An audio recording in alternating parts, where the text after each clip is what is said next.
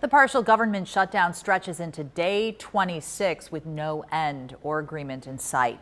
The Speaker of the House, Nancy Pelosi, is telling the president to consider rescheduling his State of the Union address until it reopens. Republicans are claiming she's playing politics, but Pelosi says this is about security concerns.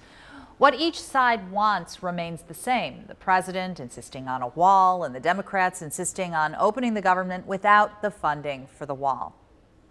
It's incumbent now upon the president, if there's no legislative path, to keep his word, to build that wall through executive action.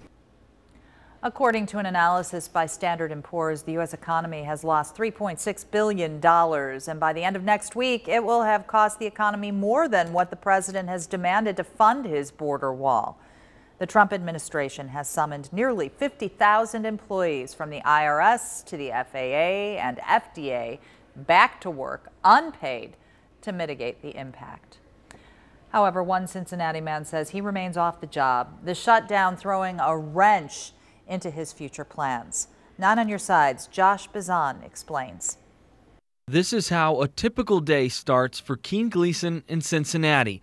The 25-year-old grabs his coffee, his laptop, and settles in for a day of job hunting. I've had to file for unemployment benefits. I never would have thought that it would come to that when I first started this position at the EPA. Gleeson is a researcher for the Environmental Protection Agency, but he can't go to work during the government shutdown. Since he's a contract worker, he also can't collect back pay when the government reopens. This is pretty much like the worst case scenario that could have happened in this job. Gleeson lives with his fiancée, who is able to pay the bills for now. He says being out of work so long has forced him to look for odd jobs and extra work. The couple is trying to save every penny right now. We're getting married in April, so we're spending money on this wedding as well, and it's just not a good time to be losing income.